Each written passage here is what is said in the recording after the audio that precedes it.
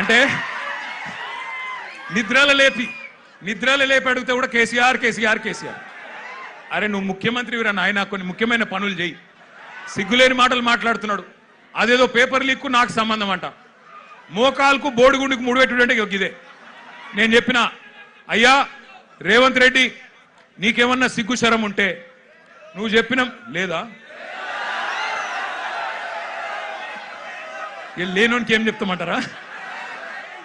అంటే బాధ ఎక్కడ అనిపిస్తుందంటే, నేను నిన్న లీగల్ నోటీస్ పంపించిన. ఒరే నువ్వేదో మాట్లాడినావు, నిజంగా నీ దగ్గర ఏమన్నా రుజువు ఉంటే చూపెట్టరా అయ్యా.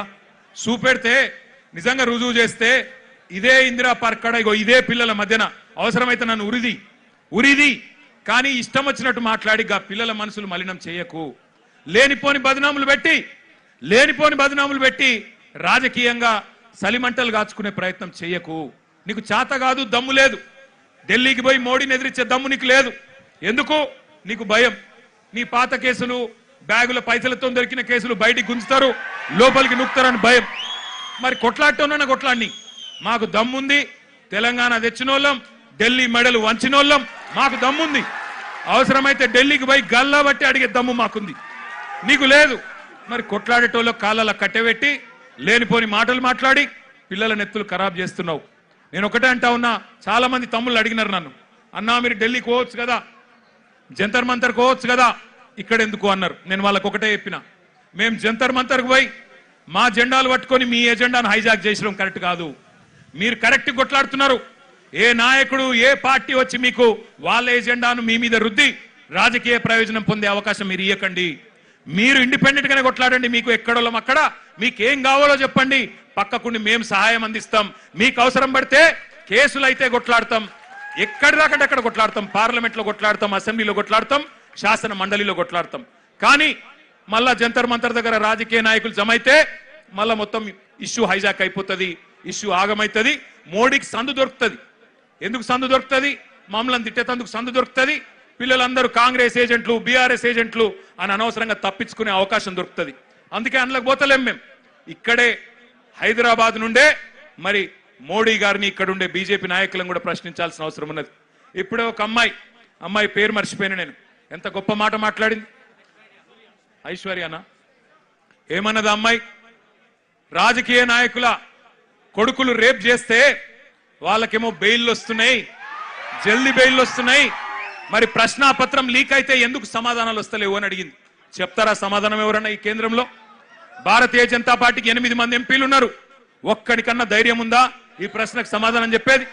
2 కేంద్ర మంత్రులు ఉన్నారు ఇక్కడ రాష్ట్రంలో. ఒక్కరికన్నా ధైర్యం ఉందా సమాధానం చెప్పేది? మాట్లాడితే దేశం కోసం, ధర్మం కోసం. ఏ దేశం కోసం, ఎవడి ధర్మం కోసం? ఈ పిల్లలు దేశభక్తులు కాదా? ఈ దేశం వాళ్ళు కాదా? హిందువులు కాదా కొట్లాడుతున్న పిల్లలు? మరి వాళ్ళకు అన్యాయం జరుగుతుంటే మీకు కళ్ళకు కనబడతలేదా? ఇదేనా దేశం కోసం, ధర్మం కోసం అంటే? అందుకే అడగాల్సిన అవసరం ఉన్నది, నిలదీయాల్సిన అవసరం ఉన్నది, ప్రశ్నించాల్సిన అవసరం ఉన్నది, గల్లా వట్టి బజార్లకు గుంజాల్సిన అవసరం కూడా భవిష్యత్తులో వస్తుంది. తప్పకుండా వెనుకకు తగ్గకుండా పోరాటం చేయవలసిన బాధ్యత మన మీదనే ఉన్నది. మీ అందరికీ, పిల్లలందరికీ నేను చెప్పేది ఒకటే, కేసీఆర్ గారు 2001లో పార్టీ పెట్టినప్పుడు తెలంగాణ తెస్తా నేను అని చెప్పినప్పుడు ఎవరు నమ్మలేదు, ఎవరు విశ్వసించలేదు. ఈ బక్కపల్సన ఆయనతో ఏమైతుంది, ఈయనతో ఏమైతుంది అన్నారు. చాలా మాటలు మాట్లాడిరు, చాలా ఇష్టం వచ్చిన ఇన్సల్టులు చేసిండ్రు. మీతో ఏం కాదన్నారు. మగల ఉట్టింది పుబ్బల పోతుంది, ఈయన గాలికి ఊపితే ఎగిరిపోతాడు, ఈయనతో ఏమైతుంది అన్నారు. కానీ కేసీఆర్ గారు అందుకే మనలో ఆత్మవిశ్వాసం నింపడానికి ఆయన ఒక పాట కూడా రాసిండు స్వయంగా. ఏం రాసిండు అందులో? సిపాయిల తిరుగుబాటు విఫలమయ్యిందని, సిపాయిల తిరుగుబాటు విఫలమయ్యిందని అనుకుంటే వచ్చేదా దేశానికి స్వాతంత్రం? రాజీలేని పోరాటమే విజయం సాధిస్తుంది, ముమ్మాటికి తెలంగాణ రాష్ట్రం వచ్చి తీరుతుంది. ఇది కేసీఆర్ రాసిన పాట. 14 ఏళ్లు సావుకు భయపడకుండా, కేసులకు భయపడకుండా ఎట్లా ప్రజాస్వామ్యబద్ధంగా పోరాటం చేయాలో ఎక్కడికో పోయి నేర్చుకోవాల్సిన అవసరం లేదు. మన నాయకుడు కేసీఆర్ గారు ఆయన చేసిన పోరాటం మీ కళ్ళ ముంగట్నే ఉన్నది.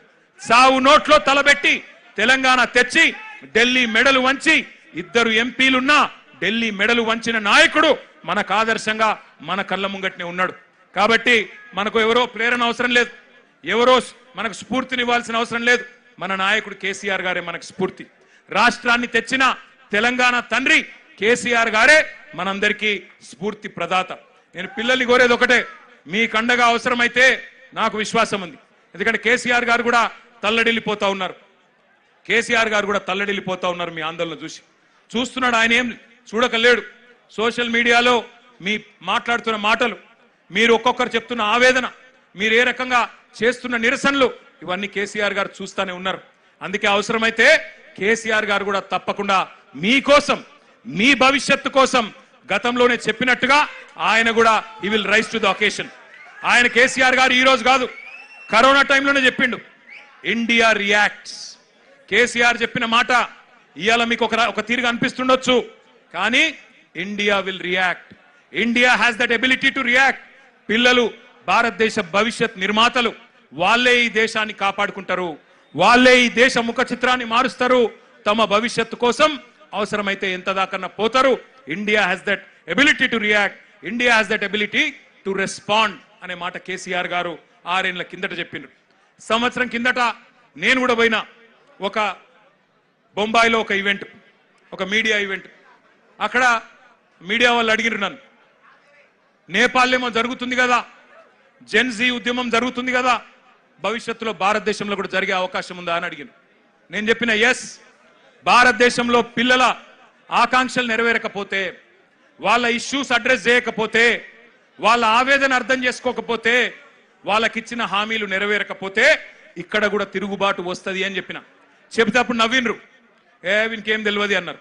కానీ ఇలా చూస్తున్నారు కదా, సంవత్సరం తిరగకుండానే నాయకుడు లేడు, నాయకత్వం లేదు, రాజకీయ ఎజెండా లేదు. కానీ వేల సంఖ్యలో ఇవాళ కాక్రోచ్ల మాదిరిగా భారతదేశం అంతా కదిలి కాక్రోచ్ అని ఇన్సల్ట్ చేస్తే ఇలా అవే కాక్రోచ్లు ఢిల్లీ మీద దండయాత్ర చేస్తా ఉన్నాయి. వాళ్ళకి రాజకీయం లేదు, వాళ్ళు కోరుతున్నది ఒకటే, ప్రధానమంత్రి ప్రశ్నలకు సమాధానం చెప్పాలి. మొదలు ఏమన్నారు వాళ్ళు, ధర్మేంద్ర ప్రధాన్ రాజీనామా చేయాలి అన్నారు, ప్రధాన్ జీ ఇస్తిఫా దో అన్నారు. ఇవాళ ఏమంటున్నారు, ప్రధాని అప్నా మూఖోలో అంటున్నారు. ప్రధానమంత్రి నువ్వు నోరు తెరువు, నువ్వు మాట్లాడు, నువ్వు ఎందుకు చెప్పవని అడుగుతున్నారు. పిల్లలు సూటిగా అడుగుతున్నారు, ప్రధానమంత్రి గారు परीक्षा पे चर्चा करने वाले प्रधानमंत्री जी परीक्षा लीक पे क्यों नहीं चर्चा करते हो? परीक्षा लीक మీద ఎందుకు మాట్లాడవు? పరీక్ష మీద చర్చ అంటావు, పరీక్ష పే చర్చ అంటావు, పరీక్ష లీక్ల మీద ఎందుకు మాట్లాడవు అని ప్రశ్నిస్తా ఉన్నారు.